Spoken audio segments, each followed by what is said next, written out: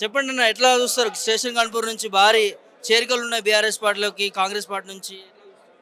Congress party Congress party పాలన నచ్చక కనీసం రేవంత్ రెడ్డికి తెలంగాణ జనాభా ఎంతో తెలియని రేవంత్ రెడ్డి ఒక సీఎం, కనీసం మొత్తంలో 120 కోట్ల జనాభా ఉందన్న రేవంత్ రెడ్డి ఒక ముఖ్యమంత్రి అంటే కిందితోని నవ్వుతున్నారు, మీదితోని కాదు.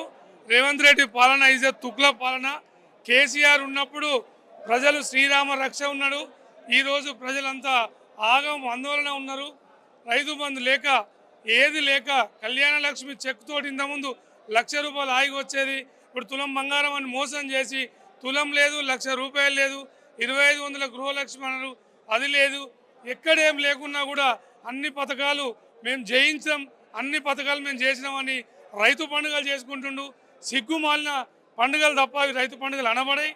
ఇలాంటి పాలన మాకు వద్దు అని మన స్టేషన్ కాన్పూర్ నుంచి తండోపతండాలుగా ఈరోజు మినిమం 500 మంది కాంగ్రెస్ పార్టీని వీడి టీఆర్ఎస్ పార్టీకి ఇవాళ వచ్చి కేటీ రామారావు గారి ఆధ్వర్యంలో జెండా కప్పుకోవడం జరిగింది. ఈ పాలన ఇలా కొనసాగుతూ కేసీఆర్ పాలన రావాలని ప్రతి ఒక్క మనిషి ఆకాంక్షిస్తున్నారు. కాబట్టి జై తెలంగాణ, కేసీఆర్ పాలన రావాలి. మీ ఎమ్మెల్యే పాలన ఎట్లా ఉంది? ప్రజలు ఏమనుకుంటారు కడియం శ్రీహరి గురించి స్టేషన్ కాన్పూర్? మా ఎమ్మెల్యే టీఆర్ఎస్ ప్రభుత్వంలో గెలిచి కాంగ్రెస్ ప్రభుత్వానికి పోయి ఏదో ఎలగబెడతామని చెప్పేసి ఇంతవరకు కూడా ఎలకను కూడా తీసిన పాపాన పోలేదు. అది పాలన కాదు, అది పచ్చి అబద్ధం పాలన అని చెప్పేసి నిర్భయంగా స్టేషన్ కాన్పూర్ రైతులు నిలబెట్టి బుద్ధి చెప్పే టైం దగ్గరకు వస్తుంది. ఆ టైం వస్తే డిపాజిట్ కూడా దక్కనీయకుండా నిన్ను ఉరికిచ్చి ఓడిస్తారు. నిన్ను గెలిపించింది టీఆర్ఎస్ పార్టీ నాయకులే, రేపు మళ్ళీ గెలిచేది టీఆర్ఎస్ పార్టీ అని చెప్పేసి మేము కోరుకుంటున్నాం. భారీ ఎత్తున చేరికలు జరగడం వెనుక ఏముంది అనుకోవచ్చు? అంటే ఎమ్మెల్యే ఆయన ఆయన చేస్తున్నటువంటి పనులపైన అనుకోవచ్చా, లేకపోతే ఏముంది? ఆయన మంచోడు, నీతిమంతుడు, నీతి పాలన అంటాడు. కానీ ఆయన దగ్గర ఉన్న కచర పాలన, కచర మనిషి, కచరుడు. నిజం చెప్పాలంటే ఒక మనిషిని ఓర్వడు, ఒక మనిషిని దారికి రానియడు.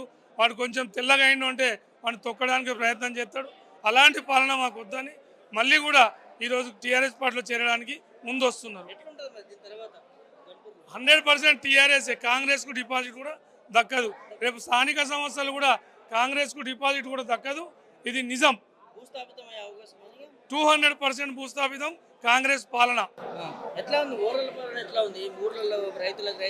ప్రతి ఊరికి పోతే ఆడోళ్ళు కనీసం ఆడోళ్ళు ఇట్లా మైకి పెట్టగానే రమ్మను సీఎంను మాట్లాడతామని రీతిలో మాట్లాడుతారు. ఈ పాలన బాగలేదు కాబట్టి అలా మాట్లాడుతారు.